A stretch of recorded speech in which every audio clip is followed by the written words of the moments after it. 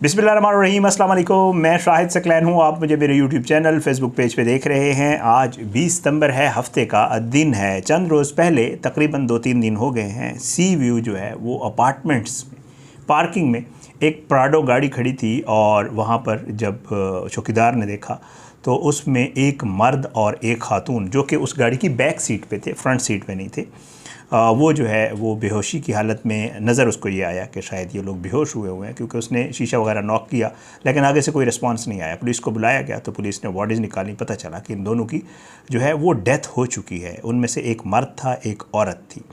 उसके बाद जो है उस अपार्टमेंट की जो पार्किंग थी, जब ये ख़बर बाहर आई, लोग वहाँ पे इकट्ठे होना शुरू हुए तो पुलिस ने उसको कॉर्डन ऑफ किया, उसको बंद किया, किसी को वहाँ ना जाने दिया गया, ना तो कोई मीडिया गया, ना कोई तस्वीर आई, कुछ भी सामने नहीं आया और मामला लग रहा था कि किसी हसास नौइयत का है।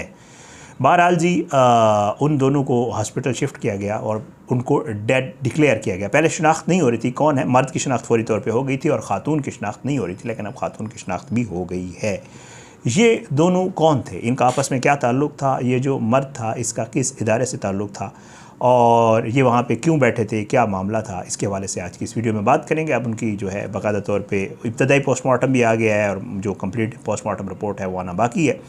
एक तो इसकी बाकायदा तौर पे जो DIG साउथ हैं उन्होंने जो है इसके हवाले से बताया है, तो ये आपके साथ शेयर करेंगे। और दूसरा मामला है, यहाँ इस्लामाबाद में बड़ा अफसोसनाक वाक़या हुआ था, सोशल मीडिया पे बड़ा हाईलाइट हुआ था। टिकटॉकर सना यूसुफ के हवाले से आप अक्सर मुझे वीडियोज़ के नीचे लिखते रहते हैं कि आप दोबारा उसके ऊपर अपडेट नहीं कर रहे, क्या मामला है। उसकी केस की समातें चल रही थी, एक मामूल की हेयरिंग होती है उसके ऊपर और थोड़ी सी उसमें डेवलपमेंट होती है तो पूरी वीडियो करना उसके ऊपर पॉसिबल नहीं होता। कोशिश करता हूँ मैं कि सोशल मीडिया पे डाल देता हूँ, लेकिन आज उसमें अहम डेवलपमेंट हुई है। वो क्या हुई है और वहाँ पे जो कातिल है मुबैना तौर पर, जिसने उमर उसको लाया गया था और उसने अदालत ने उससे जो है वो जज साहब ने उससे गुफ्तगू की है और उसने इसमें इनकार किया है। ये मामला हुआ क्या है, ज़रा उस केस के हवाले से भी आज की इस वीडियो में 2 हिस्से हैं और 2 खबरें, इन 2 खबरों के हवाले से आपको जो है वो अपडेट करेंगे। पहली सी व्यू अपार्टमेंट है जी और इसमें ब्लॉक B है। यहाँ पे जैसे आपको पहले अर्ज़ कर चुका हूँ कि एक गाड़ी खड़ी थी और उस गाड़ी में जो है ये जो गाड़ी थी ये प्राडो गाड़ी थी, इसके रजिस्ट्रेशन नंबर ये वगैरह यहाँ पे लिखा हुआ है और ये जो है पार्किंग एरिया में पार्क हुई थी। जब इन लोगों को निकाला गया और हॉस्पिटल शिफ्ट किया गया तो इनमें जो शिनाख्त हुई है वो मैं आपको बता देता हूँ। DIG साउथ साहब ये बताते हैं कि जो मर्द है उसकी शिनाख्त शहबाज मलिक के नाम से हुई है और ये आर्मी से रिटायर्ड मेजर है। जो मौजूदा उसका पेशा था वो नेशनल हाईवे अथॉरिटी जो है उसमें किसी ओहदे के ऊपर तैनात था और वो वहाँ पे काम कर रहा था। और ख़ातून जो है उसकी शिनाख्त 49 ईयर ओल्ड ये ख़ातून थी और इनके शिनाख्त रुखसाना के नाम से हुई है। FB एरिया बताया जा रहा है, कराची, वहाँ से इनका ताल्लुक़ था और इनके भी जो लवाहिकीन हैं उनको बाकायदा तौर पे पुलिस ने बता के उनकी डेड बॉडी जो है पोस्टमार्टम के बाद जो है उनके हवाले की थी।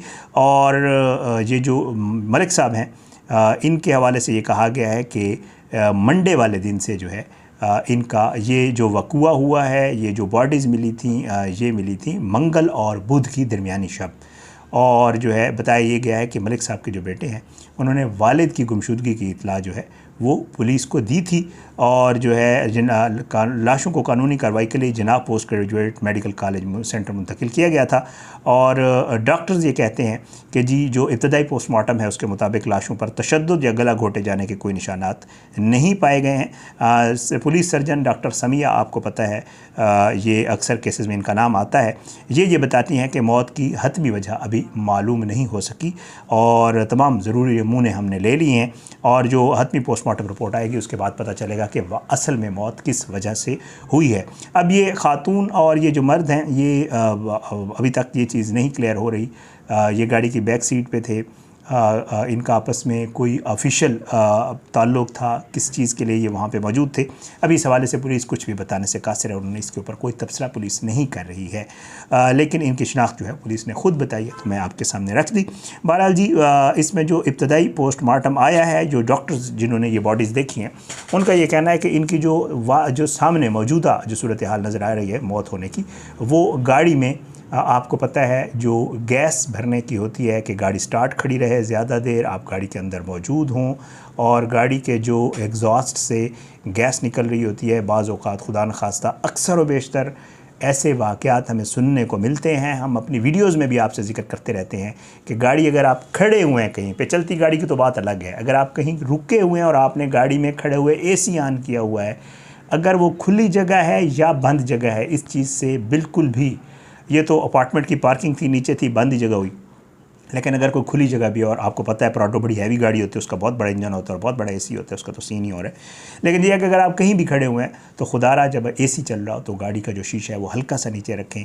इसमें बताया ये जाता है कि कार्बन मोनोऑक्साइड जो है वो निकल रही होती है गाड़ी के एग्जॉस्ट से, और बाज़ औक़ात ये हो रहा होता है कि वही मोनोऑक्साइड के जो फ्यूम्स हैं वो गाड़ी के अंदर आते हैं AC के थ्रू, और फिर उसके बाद पहले आपको गनूदगी होती है और गनूदगी के बाद खुदा न खास्ता उसी हालत में बंदा ये सोच रहा होता है कि शायद उसको नींद आ रही है, लेकिन उसी हालत में उसकी डेथ हो जाती है। डॉक्टर्स ये कह रहे हैं कि इसकी जो अभी वजह नज़र आ रही है, जो इब्तदाई वजह है वो यही नज़र आ रही है कि ये खातून और मर्द जो है ये गाड़ी में बैठे हुए थे, काफ़ी देर से बैठे हुए थे, गाड़ी स्टार्ट थी और AC चल रहा था, और फिर उसमें यही मामला हुआ कि दम घुटा इनका उस गैस की वजह से और उसके बाद इनकी डेथ हुई।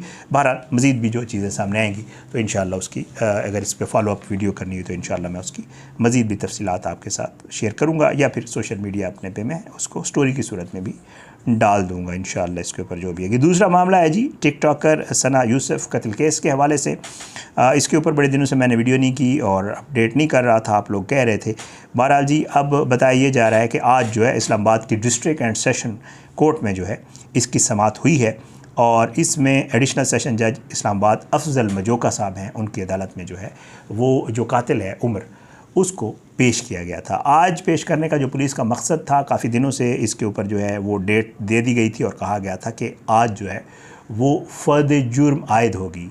फ़र्द जुर्म में पुलिस ने जो अपनी रिपोर्ट में चालान में जो चीज़ें लिखी होती हैं उसमें यही होता है कि जो मुल्ज़िम होता है उसको उसकी कापी पकड़ाई जाती है और जज अदालत में बाकायदा तौर पे उसको बताता है कि जी आपके ऊपर ये इल्ज़ाम है, बिकॉज अभी तक वो मुल्ज़िम है, उसके ऊपर प्रूफ तो नहीं हुआ।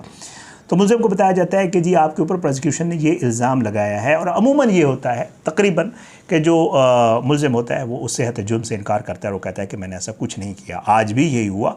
टिकटॉकर सना यूसुफ कत्ल केस में जो है वो मुल्ज़िम को पेश किया गया अफजल मजोका साहब की अदालत में, और इस पर जज साहब ने उनसे इस्तफसार किया कि आपने सना यूसुफ को कत्ल किया है, आपके ऊपर ये इल्ज़ाम है, आप इस बारे में क्या कहते हैं।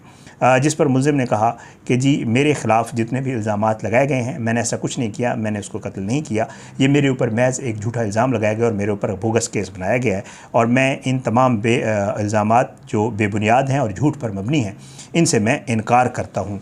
इसके बाद यही होता है, एक प्रोसेस है लीगल, उसके बाद यही होता है कि जब मुल्ज़िम इनकार कर देता है तो इसका मतलब है वो ट्रायल फेस करना चाह रहा है। अब इस केस का बाकायदा ट्रायल का आगाज़ होगा और इसमें मुल्ज़िम की तरफ से वकला डिफेंस करेंगे, और जो प्रोसिक्यूशन के वकला हैं या जो सना यूसुफ के वालिद की तरफ से वकील किए गए हैं वो बाकायदा तौर पे इस केस को जो है वो ज़ाहिरी बात है लड़ेंगे। और अब मामला जो है प्रोसिक्यूटर भी होता है, प्राइवेट वकला भी होते हैं ये सारे, और फिर उसके बाद डिफेंस वाले वकला जो है वो अपना मौक़िफ़ सामने रखेंगे और ट्रायल के बाद फ़ैसला किया जाएगा।